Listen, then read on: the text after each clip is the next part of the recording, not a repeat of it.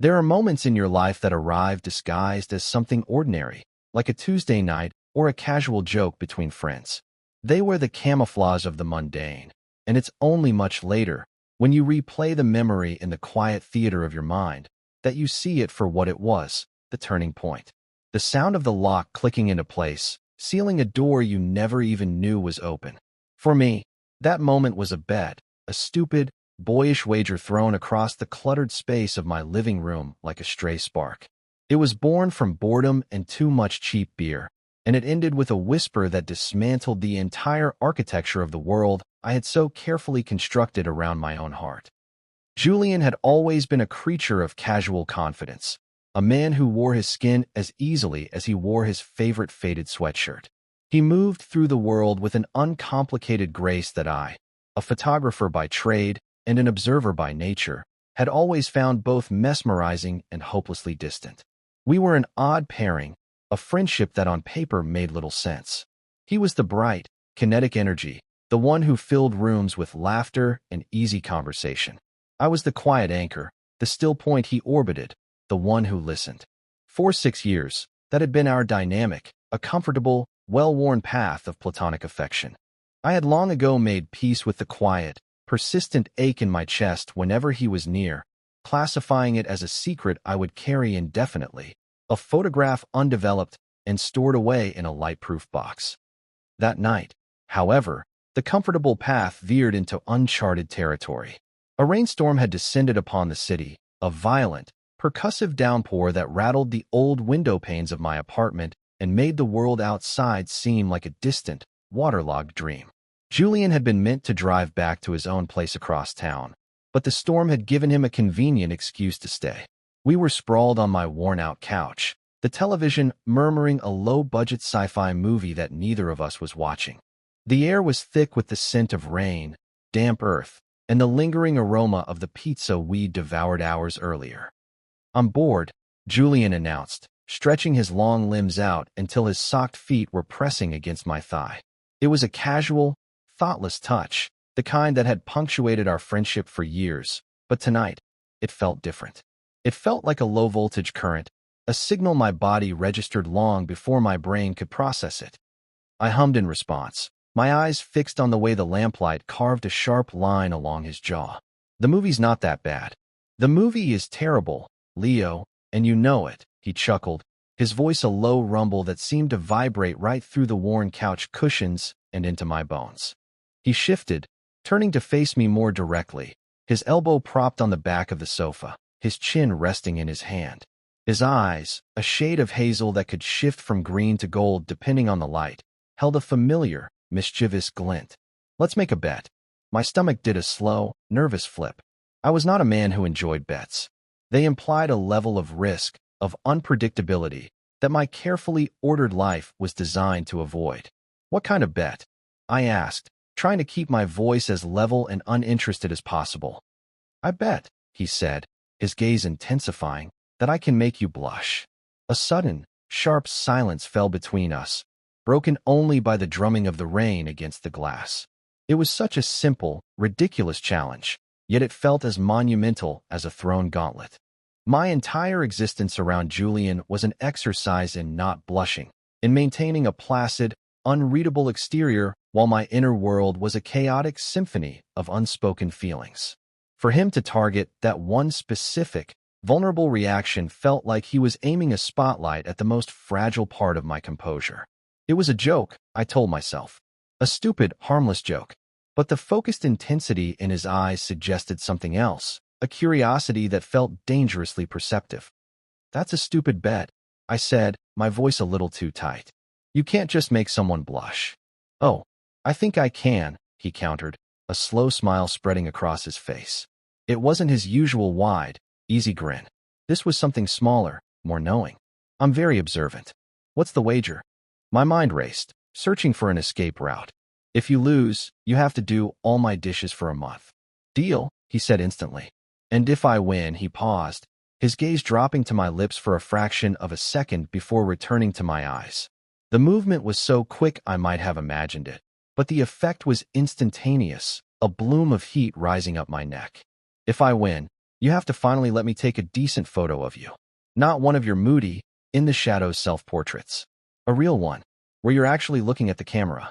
It was a surprisingly gentle price, one that spoke to a deeper understanding of me than I usually gave him credit for. He knew my aversion to being the subject, my preference for being the one behind the lens, framing the world rather than participating in it. The bet was still absurd, but the stakes now felt personal, intimate. The heat in my neck intensified. I was already losing. Fine, I managed to say, the word feeling dry in my mouth. But you won't win. We'll see, he murmured. He shifted closer, the space between us shrinking from a comfortable distance to something charged and suffocating. The scent of his shampoo, a clean, sandalwood fragrance, filled my senses. My heart began to beat a frantic, uneven rhythm against my ribs, a trapped bird fluttering against its cage. I focused on a loose thread on the couch cushion, on the pattern of the rain on the window, on anything but the proximity of him. I was building my walls, brick by mental brick. He started with the obvious, a barrage of over-the-top compliments delivered in a dramatic, theatrical tone. Leo, your eyes are like deep pools of thoughtful chocolate. So mysterious. I rolled my eyes, a genuine and easy defense. And your hair, it has that whole tortured artist thing going on, but in a good way. I snorted, the sound a little forced. This was easy. This was Julian being a goofball, a familiar and safe persona. But then his strategy shifted. The playful tone vanished, replaced by something quiet and serious. He leaned in, his voice dropping to a near whisper, forcing me to lean in as well to hear him over the storm. The space between our faces was now mere inches. I could feel the warmth of his breath on my cheek. You know what I really think, he said, his voice so low it was almost a vibration. I think you're the calmest person I know. But it's not an empty calm. It's full, like a deep lake. Everyone else is splashing around on the surface, making all this noise, but you're the whole, silent depth underneath. You see everything. My breath caught in my throat. This was no longer a joke. This was an observation so sharp, so accurate, that it felt as if he had reached inside my chest and gently touched the core of me. The heat that had been creeping up my neck now flooded my face, a hot, undeniable tide. I had lost. I knew it. He knew it. A triumphant, soft smile touched his lips. He could have declared victory then. He could have laughed and pointed and gloated about the dishes. But he didn't. He held my gaze, his own eyes dark and serious in the dim light. He leaned closer still, until his lips were right beside my ear. The world seemed to contract, shrinking down to this single, terrifying, electrifying point of near contact. My entire body went rigid. I was prepared for him to whisper, "I win." I was prepared for a joke, for the punchline that would release the tension and return us to the safety of our friendship. Instead, he whispered 6 words. 6 words that were not part of the game, that were not a compliment, that were not anything I could have ever anticipated. He whispered, "Sometimes I wish I could stay." And I froze. It wasn't a blush that claimed me then. It was a profound, absolute stillness, a cessation of thought, of breath, of feeling. The rain, the movie, the room itself, it all dissolved into a distant, muffled hum. The word stay echoed in the sudden, vast silence of my mind. It wasn't stay the night, or stay until the rain stops. It was just stay. An infinitive hanging in the air, freighted with a weight of meaning I was too terrified to unpack. It was a confession disguised as a whisper, a door creaking open into a room I had long believed was permanently sealed. In that moment, the bet was forgotten, and all that remained was the dizzying, terrifying possibility that the one-sidedness of my affection was, and perhaps had been for a long time, a complete and utter fiction. To understand the seismic impact of that whisper, you have to understand the foundation upon which our friendship was built. We met in the autumn of our freshman year of college, a random pairing by the housing department that felt, at first, like a cosmic joke. Julian arrived in a whirlwind of noise and energy, his parents and 2 younger sisters trailing behind him, all talking at once, filling the sterile, cinder-block dorm room with a warmth and chaos that was utterly foreign to my quiet, solitary existence. He unpacked boxes of sports equipment, posters of bands I'd never heard of, and a seemingly endless supply of brightly colored sneakers. I on the other hand, had arrived with 2 suitcases, a box of books, and my old film camera. I had arranged my side of the room with a Spartan precision, creating a small, defensible territory of order in the face of his cheerful entropy. For the first few weeks, we were like 2 different species trying to coexist in the same small habitat. He was perpetually surrounded by a rotating cast of new friends, the door to our room always open, music always playing. I would retreat into my headphones, burying myself in textbooks or disappearing for hours at a time, wandering the campus with my camera, trying to capture the quiet poetry of the late afternoon light on old brick buildings. I saw him as a source of loud, unpredictable energy, and he, I assumed, saw me as little more than a piece of quiet, uninteresting furniture. I was the silent observer, and he was the vibrant subject, a distinction that felt natural and permanent. The shift began subtly, not with a grand gesture, but with a series of small, quiet moments. It started with him noticing my photographs. I had a habit of pinning my test prints to a corkboard above my desk, a scattered mosaic of black and white images, a lone leaf on a wet sidewalk, the intricate pattern of a spider's web, an old man's wrinkled hands clasped around a cane. One evening, while I was loading a new roll of film into my camera, Julian came and stood behind me, his usual boisterous energy subdued. He was quiet for a long time, just looking. "You see things differently, don't you?" he said, his voice unusually soft. I shrugged, not looking up from my task. "I just take pictures of things I find interesting." "No, it's more than that," he insisted, pointing to a photo of a single, bare tree against a stark white sky. "It's like, you can find the story in something that everyone else just walks past. This tree looks lonely, but it also looks strong, like it's waiting for spring." It was the first time anyone had ever articulated what I was trying to do with my photography. He hadn't just seen a picture of a tree, he had seen the feeling behind it. It was a small moment of recognition, but it felt profound. It was the first time I felt truly seen by him, not as his quiet roommate, but as a person with a distinct inner world. After that, a new dynamic began to form. He would ask to see my contact sheets, pointing out frames he liked, asking me why I chose one over another. In turn, I started to listen more closely to his stories, to see the nuances beneath his easygoing exterior, the pressure he felt from his family to succeed, his anxieties about the future, his quiet frustration when a friendship faltered. We were learning to read each other's languages. The moment my feelings for him tipped over from friendship into something deeper, something more complicated and aching, is etched into my memory with the clarity of a perfectly focused photograph. It was the winter of our sophomore year. Julian had been dating a girl named Sarah for a few months, and their relationship had ended abruptly, leaving him uncharacteristically withdrawn and sullen. He came back to the dorm late one night, smelling of cold air and cheap beer. He didn't turn on the lights, just slumped into the chair at his desk, a dark silhouette against the faint glow of the campus lights outside our window. I pretended to be asleep, a courtesy I often extended to him, giving him the privacy of perceived solitude. But I was wide awake, my senses on high alert, listening to the ragged, uneven rhythm of his breathing. After a long, heavy silence, I heard a sound that I had never heard from him before, a quiet, choked sob. It was a sound of such raw, unguarded pain that it felt like a physical blow. It shattered the image I had of him as this invulnerable, perpetually happy person. Without thinking, I pushed my blankets back and sat up. "Julian," I whispered into the darkness. He flinched, his head snapping up. "Sorry," he mumbled, his voice thick. "I thought you were asleep. I didn't mean to wake you." "You didn't," I lied. "What's wrong?" And then, he just started talking. He spoke in a low, broken torrent of words about Sarah, about feeling like he wasn't good enough, about a profound and terrifying sense of loneliness that seemed to swallow him whole. I didn't offer advice or platitudes. I just sat on the edge of my bed and listened, my room a dark, safe confessional.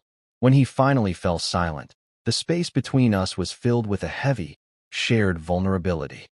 "I just feel adrift," he finally whispered, his voice raw. I stood up, crossed the small space between our beds, and did something I had never done before. I sat down on the floor in front of his chair and rested my hand on his knee. It was a gesture meant purely as comfort, a simple, grounding touch. But the moment my skin made contact with the rough denim of his jeans, something inside me shifted irrevocably. It was like a chemical reaction, a sudden and irreversible change. In that quiet, dark room, feeling the slight tremor that ran through him, my heart broke open, and what filled the space was not just sympathy for a friend, but a deep, fierce, and hopelessly complicated love.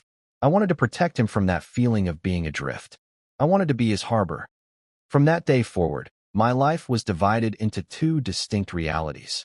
There was the external reality, where Julian and I were best friends, our bond deepening into an easy, unshakable intimacy that everyone in our lives took for granted. And then there was my internal reality, a secret, hidden landscape where every casual touch was a seismic event, every shared laugh was a bittersweet melody, and every time he mentioned a new girl, it was a quiet, internal grief. I became an expert in self-containment, building a fortress around my feelings. My camera became both my shield and my outlet, a way to channel that intense, focused affection into art. I took hundreds of photos of him, almost all of them without his knowledge. Julian laughing with friends, Julian studying with a furrowed brow, Julian sleeping in a patch of sunlight on the common room sofa. He was my unwilling, unknowing muse. My greatest work, destined to remain forever in the darkroom. After college, we ended up in the same city, a stroke of luck that felt like a blessing and a curse. He took a demanding job as a software consultant that had him traveling constantly, living out of suitcases and hotel rooms. I found a small, cheap apartment in a quiet neighborhood and scraped by with freelance photography gigs and a part-time job at a camera shop. My apartment, with its predictable calm and worn-in comfort, quickly became his home base, the place he returned to between trips to decompress. He had his own, much nicer apartment across town, but he rarely seemed to be there. "It doesn't feel like home," he'd say with a shrug. "It's just a place where I keep my stuff." My place, however, was where he kept a part of himself. He had a toothbrush in my bathroom, a favorite mug in my kitchen cabinet, and a drawer full of old t-shirts and sweatpants for the nights he'd stay over. Our friendship settled into this new, domestic rhythm. He was the comet, burning brightly across the sky, and I was the observatory, the fixed point he always returned to, offering a quiet place to rest and be seen. And I was content with that. Or rather, I had convinced myself that I was. I had accepted my role as the keeper of his quiet moments, the silent custodian of our shared history. It was a precious, fragile ecosystem, and I would have done anything to protect it. Which is why his whisper, "Sometimes I wish I could stay," was not just a crack in the foundation. It was the earthquake that brought the entire structure down. The catalyst, the event that began to erode the carefully defined borders of our friendship, was a woman named Clara. She was Julian's first serious, long-term girlfriend since college. They met through a mutual friend, and for 2 years, she was a constant, steady presence in his life. She was smart, ambitious, and beautiful, and on paper, they were perfect for each other. I liked Clara, truly. She was kind to me, and seemed to genuinely understand the importance of my friendship with Julian. But her presence created a new kind of distance between us. The nights he spent at my apartment dwindled. Our easy, rambling conversations were replaced by quicker, more scheduled check-ins.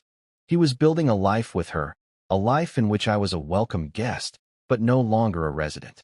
And I understood that. I accepted it, with the familiar, dull ache of resignation. It was the natural progression of things. Their end was not a dramatic explosion, but a slow, painful decay. Julian's travel schedule was relentless, and Clara's career as a lawyer was equally demanding. The small cracks of distance widened into chasms. Arguments over the phone became more frequent, their visits strained with unspoken resentments. I witnessed it from the periphery, a silent observer to the slow-motion collapse. Julian would call me from a sterile hotel room in a city whose name he could barely remember, his voice tight, with a frustration he couldn't articulate. He was trying to hold on to something that was slipping through his fingers like sand. The final break happened on a Tuesday. He showed up at my door late at night, unannounced. It was the first time he had done that in almost a year. He looked hollowed out, his usual vibrant energy completely extinguished. He was just standing on my doorstep, holding a single, crumpled cardboard box. "It's over," he said, his voice flat and devoid of emotion. He walked past me into the apartment and set the box down on my kitchen table. It contained a few of his things from her place: a framed photo, a couple of books, a worn-out university hoodie, the meager artifacts of a shared life. That night, he didn't talk about it. He just sat on my couch, staring at the blank television screen, and I sat with him, the silence in the room a heavy blanket. Around 2 in the morning, he finally spoke. Can I stay here tonight?" he asked, his voice barely a whisper. I can't go back to my place. It's too quiet. And I definitely can't go back to hers." "Of course," I said immediately. "You never have to ask." I gave him a pillow and a blanket for the couch, the same ritual we had followed countless times in the years before Clara. But as I turned to go to my own room, he spoke again, his voice small and threaded with a vulnerability that reminded me so much of that night in our college dorm room. "Leo," I stopped, my hand on my bedroom doorknob. "Yeah." "Don't. Can you leave the door open?" My heart clenched. It was such a small request, but it felt enormous. It was a plea against the crushing weight of loneliness, an admission that the mere knowledge of my presence in the next room was a comfort he desperately needed. It was an invitation into his grief, a blurring of the line between my space and his. I left the door ajar, a silent promise that he was not alone. That night was the beginning of the ritual. It was the first step in a slow, unintentional dance of escalating intimacy that would come to define the next several months. What started as a one-time request born from the immediate aftermath of a breakup soon became a pattern. A few days later, he was at my door again, with a flimsy excuse about his building's water being shut off. The week after that, it was because he'd had a brutal week at work and was too exhausted to face the empty silence of his own apartment. Each time, the night would end the same way. He would take the couch, I would take my bed, and the door between us would be left slightly open, a channel for the quiet sounds of two people breathing in the dark. I never questioned his reasons, never pointed out the growing pile of his clothes in my laundry basket, or the way his groceries were starting to outnumber my own in the refrigerator. I existed in a state of suspended disbelief, a fragile, hopeful bubble I was terrified to pop. I told myself I was just being a good friend, that he was leaning on me in a time of need, and that eventually, things would return to normal. He would heal, he would start dating again, and the space on my couch would once again become empty. But normal never returned. Instead, the ritual began to evolve. One night, about a month into this new arrangement, I was woken by the sound of my bedroom door creaking open further. I lay perfectly still, my heart pounding, as Julian's silhouette appeared in the doorway, backlit by the faint glow of the living room lamp. "Leo, you awake?" he whispered. I feigned a sleepy mumble. What's up?" "I can't sleep," he said, his voice strained. "My back is killing me on this stupid couch." "Do you? Would you mind if I just—" He trailed off, leaving the rest of the question hanging in the charged silence. My mind went into overdrive. Every rational instinct screamed at me to say no, to protect the last remaining boundary between us, the final sanctuary of my own bed. Having him in the same room was one thing. Having him in the same bed was a territory so dangerous I couldn't begin to comprehend the consequences. But the exhaustion and raw need in his voice overrode all of my self-preservation. The part of me that had wanted to be his harbor since we were 19 years old won out. "It's a big bed," I heard myself say, my voice sounding distant and foreign. "Just stay on your side." He moved with a quiet reverence, as if he were entering a sacred space. He slipped under the covers on the far side of the queen-sized mattress, keeping a careful, deliberate distance between us. The bed, which had always felt spacious, suddenly felt impossibly small. I was hyper-aware of everything. The dip of the mattress under his weight, the subtle scent of his skin, the sound of his breathing, now impossibly close. We lay there in the dark, side by side, two rigid bodies separated by a foot of cold sheet that felt like a vast, Arctic expanse. "Thanks, Leo," he murmured after a few minutes, his voice thick with what sounded like relief. "Don't mention it," I whispered back, my own voice tight. Sleep did not come easily that night, or for many nights after. I would lie awake for hours, my body tense, my mind a chaotic whirlwind. I was cataloging the geography of his presence, the cartography of his sleep.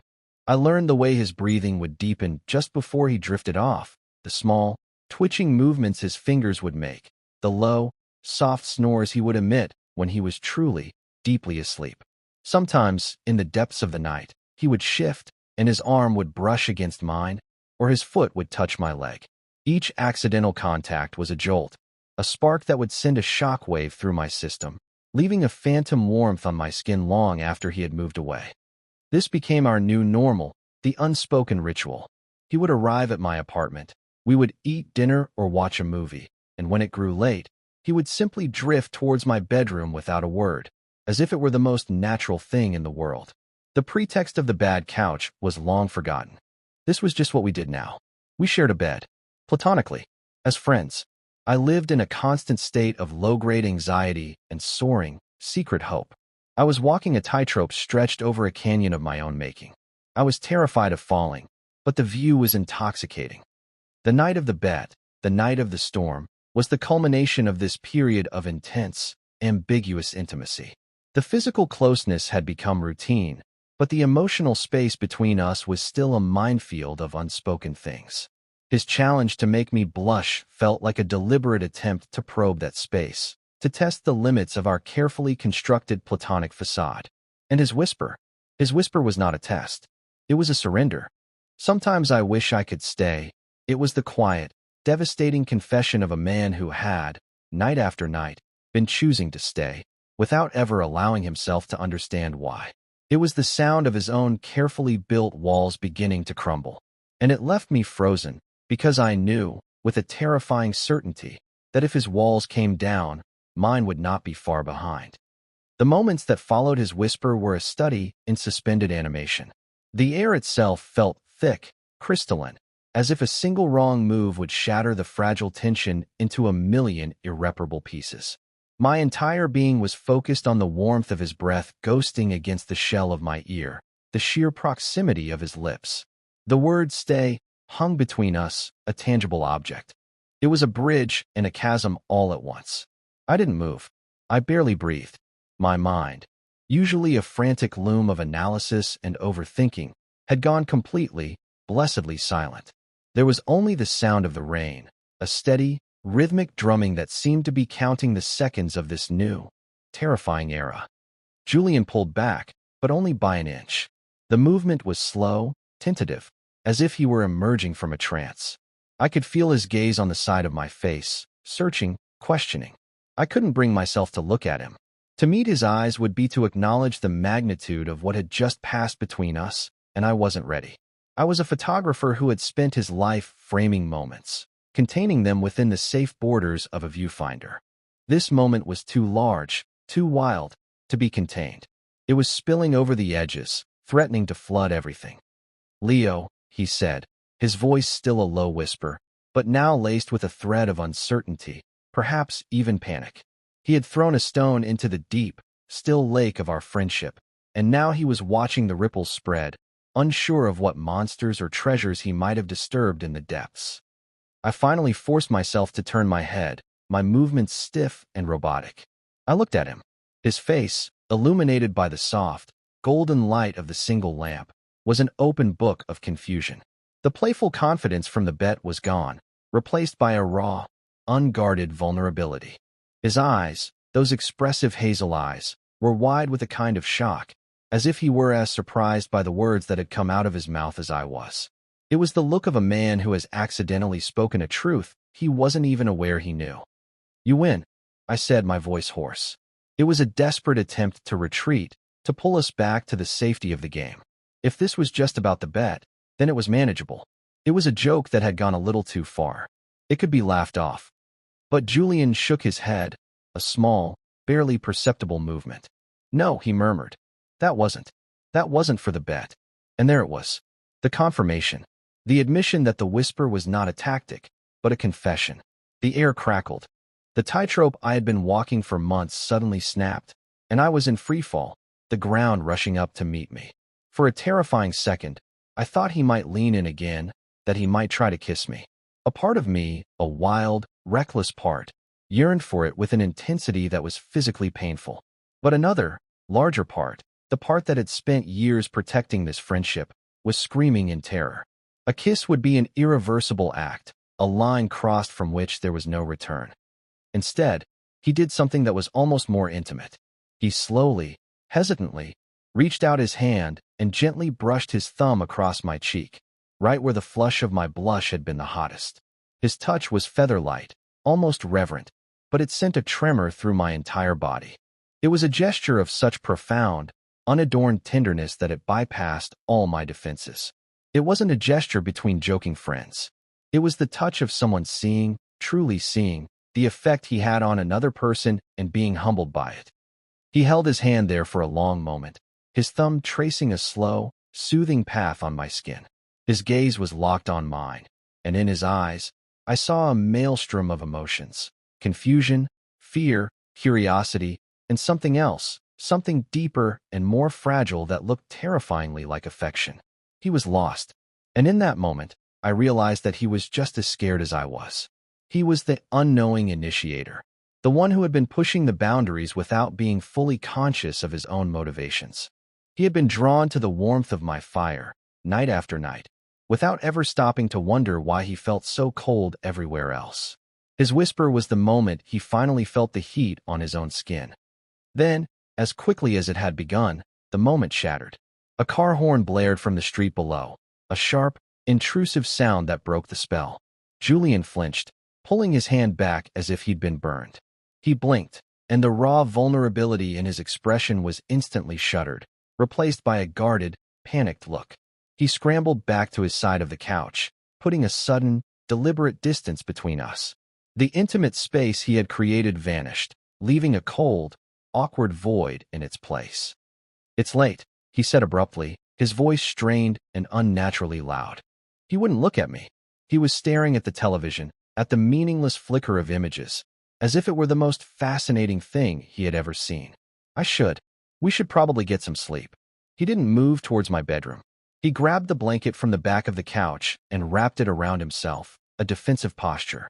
He was retreating, building his walls back up as fast as he could, brick by panicked brick.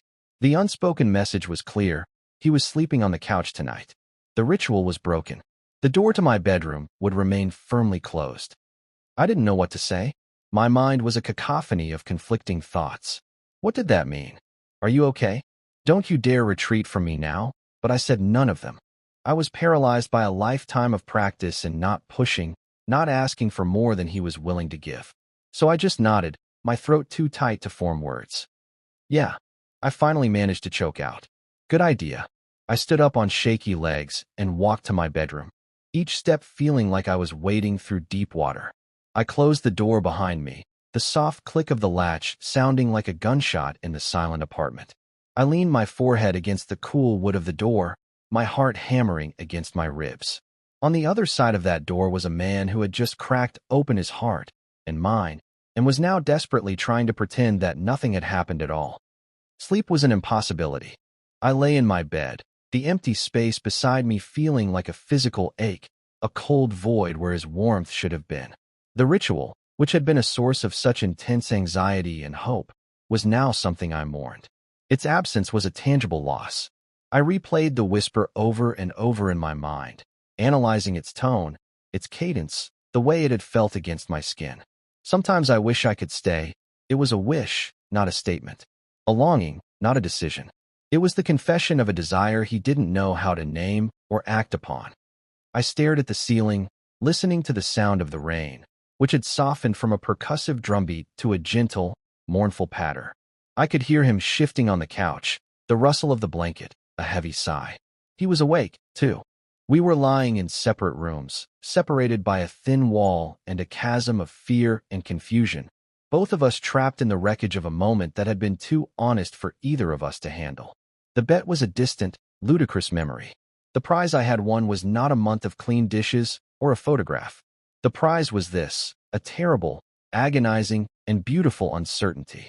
The knowledge that my secret love might not be a secret at all, and the terrifying question of what, if anything, we were supposed to do about it now. The crossing of the line, when it finally came, was not a dramatic, passionate event. It was not a storm, but a quiet, fragile stillness after the storm had passed. It arrived about a week after the night of the bet, a week of strained, painful silence that felt longer than the 6 years of our friendship combined. Julian had retreated completely. The morning after the whisper, he was gone before I woke up, leaving behind only a hastily scribbled note on the kitchen counter. Had to get an early start. See you later, but I didn't see him later. He didn't come by that night, or the next. My texts went answered with brief, non-committal replies hours later. My calls went straight to voicemail. He was avoiding me, creating a distance that was more painful than any physical separation we had ever endured. The open channel between us, the one that had been filled with easy conversation and comfortable silences, was now jammed with static. Each day of that week was a fresh torment. I oscillated between anger, hurt, and a desperate, aching empathy. I was angry at him for his cowardice, for whispering something so monumental and then running away like a frightened child. I was hurt because his silence felt like a rejection, a confirmation that the moment of connection had been a mistake, a fleeting impulse he now regretted. But underneath it all, I felt a deep, painful empathy for him. I imagined him alone in his sterile apartment, grappling with a revelation that had likely upended his entire understanding of himself. He had spent his life on a clearly marked path, and he had just stumbled into a dense, uncharted forest with no map and no compass. His retreat wasn't about me, not really. It was about him. By the 7th day, I couldn't bear it anymore. The quiet observer in me had reached his limit. The pain of the silence was greater than the fear of confrontation. I had to know. I had to understand. I needed to replace the chaotic noise of my own assumptions with the solid, terrifying truth, whatever it might be. That evening, I drove to his apartment. I had only been there a handful of times. It was his space, not ours, a fact that felt more poignant than ever. I stood outside his door for a full 5 minutes, my heart pounding a frantic rhythm against my ribs. My hand hovered over the doorbell, my courage waxing and waning with each breath. This was it. This was the moment I risked everything. The comfortable friendship, the shared history, all of it was on the line. But the memory of his whisper, of the raw vulnerability in his eyes, gave me the strength to push the button. The silence that followed was so long I thought he wasn't home, or that he was home and deliberately not answering. But then I heard the faint sound of footsteps, and the lock clicked. The door opened a few inches, and he was there, framed in the narrow gap. He looked terrible. He was wearing a wrinkled t-shirt and sweatpants. His hair was a mess, and there were dark circles under his eyes. He looked like he hadn't slept in a week. He looked like I felt. "Leo," he said, his voice rough. He didn't sound surprised, just weary, resigned. "We need to talk," I said, my own voice steadier than I expected. He stared at me for a long moment, his expression unreadable. Then he sighed, a deep, shuddering breath, and opened the door wider. "Come in." His apartment was just as I remembered it, stylish, minimalist, and completely impersonal. It looked like a page from a furniture catalog, a space designed to be looked at, not lived in. The air was stale, and there was a single dirty coffee mug on the sleek, glass coffee table. It was the loneliest room I had ever been in. We stood in the middle of the living room, a few feet apart, the silence stretching between us, thick and heavy. He wouldn't meet my eyes. He was staring at a spot on the floor, his hands shoved deep into his pockets. "What you said?" I started, my voice quiet but firm. "The other night. What did you mean?" He flinched, the words hitting him like small stones. "Leo," he began, then trailed off, shaking his head. "I don't know. It was stupid. I was drunk. The bet. I got carried away." He was reciting a script, a flimsy, prefabricated defense that neither of us believed. "Don't," I said, my voice sharp with a sudden surge of anger. "Don't you dare hide behind that. And don't insult my intelligence by pretending it was nothing. It wasn't nothing. You know it, and I know it. Look at me, Julian." Slowly, reluctantly, he lifted his head. His eyes were filled with a desperate, hunted look. He looked trapped. "I don't know what you want me to say," he whispered, his voice breaking. "I want you to say the truth," I said, my anger softening into a plea. "I can handle the truth. What I can't handle is this. This silence. This pretending. For 1 week, you have made me feel like I imagined everything. Like I'm crazy. I'm not crazy, am I?" A tear escaped from the corner of his eye and traced a slow path down his cheek. He shook his head again, a more definitive, agonized movement this time. No, he choked out. You're not crazy. Then talk to me. I begged, taking a step closer. Please, just talk to me. What's going on in your head? That was what finally broke him. He let out a ragged sob, a sound of such profound, pent-up anguish that it buckled his knees. He sank down onto the edge of his pristine, uncomfortable sofa and buried his face in his hands. His shoulders shook with silent, racking sobs. All the fight went out of me, replaced by that same overwhelming wave of protective affection I had felt all those years ago in our dorm room. I crossed the remaining space between us and knelt on the floor in front of him, just as I had done before. I didn't touch him, not yet. I just waited, giving him the space to fall apart. After a long time, his sobs subsided into shuddering breaths. He slowly lowered his hands, his face pale and tear-streaked. I'm so scared, Leo, he whispered, his voice raw. I'm so scared. I know, I said softly. What are you scared of? Everything, he said, his gaze unfocused, looking at something far away. I feel like my whole life. I've been following a map. Go to college, get a good job, meet a nice girl, get married. It was all laid out. Simple. And it never felt right. It always felt like I was playing a part one was good at, but still a part. And then, there was you. He finally looked at me, his eyes shining with unshed tears. You were the only part that felt real. Being with you, in your messy, comfortable apartment. It was the only time I felt like I could just stop performing, stop trying. With you, I wasn't the fun guy or the good son or the ambitious consultant. I was just Julian. And I didn't realize. I didn't let myself realize how much I needed that, how much I needed you. He took a shaky breath, gathering his courage. When Clara and I broke up, all I wanted was to be at your place. And when I was there, sleeping on your couch, I was miserable. Not because of the couch, but because there was still a wall between us. A door. And all I wanted was for it to be gone. Lying in your bed, even with that space between us. It was the safest I've felt in my entire life. It felt like coming home. He paused, his gaze dropping to my lips. That night, the bet. It was a stupid excuse. An excuse to get closer, to see if I was imagining the current between us. And when you blushed, I knew I wasn't. And it terrified me, because I don't know what this means. I've only ever been with women. I've always thought I was straight. But the thought of not having you in my life, Leo, it's not a thought I can tolerate. And the thought of you just being my friend, it suddenly feels like not enough. And I don't know what to do with that. His confession, so honest and raw and painful, washed over me, extinguishing all my lingering anger and hurt. All that was left was a profound, bone-deep tenderness. He was adrift, just as he had been all those years ago, and he was finally admitting it. I reached out and gently took his hands in mine. His fingers were cold, and they trembled. You don't have to do anything, I said, my voice thick with emotion. You don't have to have it all figured out. You don't need a new map. We can just be here, in this, together. He looked down at our joined hands, then back up at my face.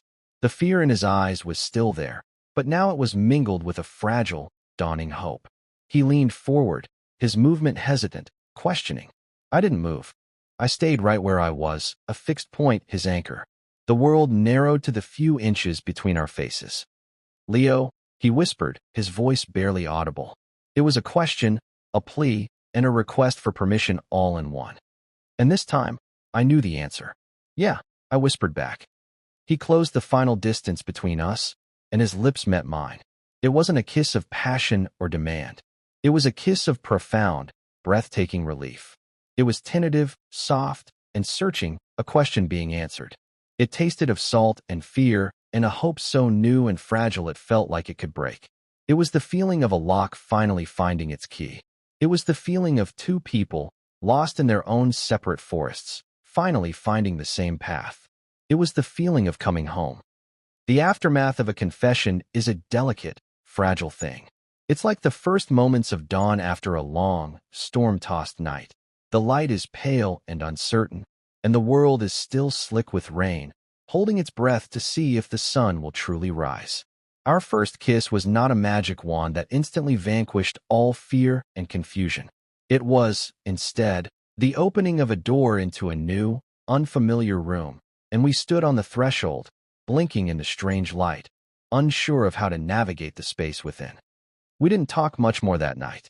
Words felt inadequate, clumsy tools for the vast, complex landscape of emotion we had just traversed.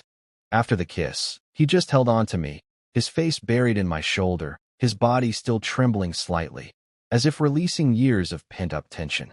I held him back, my hand stroking his hair, my own heart settling into a slow, steady rhythm for the first time in a week. We stayed like that for a long time, kneeling on the floor of his cold, impersonal living room, creating a small, warm island of shared vulnerability. Eventually, exhaustion claimed us. "Stay," he murmured against my neck, the word no longer a wish, but a simple, direct plea. "Please don't go. I'm not going anywhere," I promised. We ended up in his bed, a space that felt as foreign to me as his living room. The sheets were crisp and cold, the pillows too firm. But it didn't matter. He didn't retreat to his side of the bed. He turned towards me, and in the dim light filtering in from the streetlights, he just looked at me, his gaze full of a quiet, wondering awe. He reached out and traced the line of my jaw with his fingertip, a gesture of discovery, as if he were seeing me for the first time. "I'm sorry," he whispered. "For this past week. For running. I was a coward." "You were scared?" I corrected him gently. "I was scared too." "Are you scared now?" he asked. I considered the question. The anxiety that had been my constant companion for so long, that tight, coiling knot in my stomach, was gone. In its place was a profound, quiet calm, but it was edged with a different kind of fear, the fear of fragility. The fear that this beautiful, nascent thing between us could be broken. A little, I admitted. But it's a different kind of scared. It's the kind you feel when you're holding something precious. A soft smile touched his lips, the first genuine smile I had seen on his face in what felt like an eternity. He closed the small space between us and pressed a soft, chaste kiss to my forehead. "Get some sleep, Leo," he murmured. And for the first time in what felt like a lifetime, we slept. Not as two bodies sharing a space out of necessity, but as two people choosing to be together, finding rest in each other's presence. I fell asleep to the steady, comforting sound of his breathing, his hand resting gently on my waist, a silent, grounding anchor in the dark. The days that followed were a process of careful, deliberate rediscovery. We were learning a new language, a new way of being with each other. The old, easy dynamic of our friendship was still there, the shared jokes and comfortable silences, but it was now overlaid with a new layer of tenderness and intention. A casual touch on the arm was no longer accidental. It was a quiet confirmation. A shared glance across a room was no longer just a look, it was a conversation. We took it slow at his pace. Julian was on a journey of profound self-redefinition, and I knew that pushing him would only make him retreat again. He was grappling with labels, with his identity, with how to reconcile this new reality with the life he had always envisioned for himself. There were moments of doubt, of quiet panic. One afternoon, we were making coffee in my kitchen, standing side by side in a comfortable silence, when he suddenly went very still. "What does this make me?" he asked quietly, his back to me, his hands braced on the counter. The question was heavy with anxiety. I came up behind him and wrapped my arms around his waist, resting my chin on his shoulder. "It makes you Julian," I said softly into his ear. "And it makes me Leo. And it makes us. Us. That's all it has to be for now. We don't need to print a new map today. We can just walk the path and see where it goes." He leaned back into my embrace, his body relaxing, a long, slow exhale shuddering out of him. "I'm not used to not having a map," he confessed. "I know," I said. "But maybe the best places are the ones you find when you're lost." Gradually, the fear began to recede, replaced by a growing confidence. He started to initiate the small moments of affection, a hand reached for mine as we walked down the street, a kiss stolen in the quiet of my hallway. He started to integrate our new reality into the fabric of his life. He told his sister, the one he was closest to, and her only response was, "Well, it's about time. I always thought you two were a couple anyway." Her easy acceptance was a balm to his anxious soul, a sign that the world would not necessarily end just because his personal map had changed.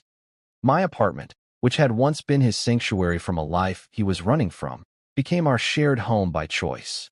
His temporary, things slowly and quietly became permanent fixtures. His much nicer apartment across town was eventually sublet, the last vestige of his old, compartmentalized life packed away in boxes. The ritual of him sleeping over was no longer a ritual, it was simply life. My bed was our bed. The door to our bedroom was closed at night, not to shut one of us out, but to keep the world at bay, creating a private, sacred space that belonged only to us. One evening, a few months later, we were lying on the couch, in almost the exact same position we had been in on the night of the bet. A different, better movie was playing on the television, and a soft, early autumn breeze was drifting through the open window. Julian was absently playing with my fingers, his head resting on my chest. "You know," he said quietly, breaking the comfortable silence. "You never collected on that bet." I smiled, running my hand through his hair. "What bet was that?" I teased. "The photo," he said, lifting his head to look at me. "I win. You have to let me take a real photo of you." That was the deal, he grinned, the old, familiar, mischievous glint back in his eyes. But this time it was tempered with a deep, loving warmth. "Technically, I didn't win. You told me I won, but then I went and ruined it by having a complete emotional breakdown." "I think you did win," I said softly. "You set out to make me blush. You succeeded." "No," he said, his expression turning serious. "The bet was stupid. The goal was wrong. I shouldn't have been trying to make you blush. I should have been trying to make you smile." He leaned in and kissed me, a slow, deep kiss that was full of the quiet certainty and shared history we had built. "Like that," he murmured against my lips. He pulled away and looked at me, his eyes full of a love so clear and open it still sometimes took my breath away. "But I still want that photo," he said. "Not as a prize, just because I want it. I want a picture of you, looking at me." And so, the next weekend, I found myself on the other side of my own camera. He insisted on taking it in my darkroom, the small, windowless space where I had spent so many hours developing my secret photos of him, my unspoken feelings rendered in silver and chemicals. He positioned me on a stool, adjusted the lights, and then stood behind the lens, just as I had done 1,000 times. "Okay," he said, his voice soft. "Just look at me, Leo." I looked at him, not at the camera, but at him, at the man I had loved in silence for so long. The man who had stumbled into my heart and, after getting lost for a while, had finally decided to build a home there. I saw the way the dim safe light caught the gold in his hazel eyes, the small, happy lines at their corners, the gentle curve of his smile. In his face, I saw our past, our present, and the beautiful, uncharted territory of our future. And I smiled. A real smile, not for a camera, but for him. He pressed the shutter. The click echoed in the small, quiet room, a sound of finality and beginning. He had captured it. Not the tortured artist, not the quiet observer, but me, Leo. Happy. Seen. Our life together became a collection of these quiet moments, these small, intentional acts of love. It was in the coffee he made for me every morning, exactly how I liked it. It was in the way I would instinctively reach for his hand in a crowded room. It was in the peaceful, uncomplicated silence of reading side by side on a lazy Sunday afternoon. The grand, terrifying emotions of those first few weeks had settled, like silt in a quiet river, leaving behind a current of love that was deep, clear, and steady. We had found our new normal, a domestic intimacy that was more profound and satisfying than any passionate drama. The fear was gone, replaced by the quiet, sturdy peace of finding a home in another person. The whisper that had once frozen me with terror had become the foundation of our shared language, a reminder that the most revolutionary act is sometimes just the courage to be honest, to admit that what you want, more than anything in the world, is simply to stay. And so we did. We began to build our life in the beautiful, honest silence we had learned to create together, one quiet, ordinary, extraordinary day at a time.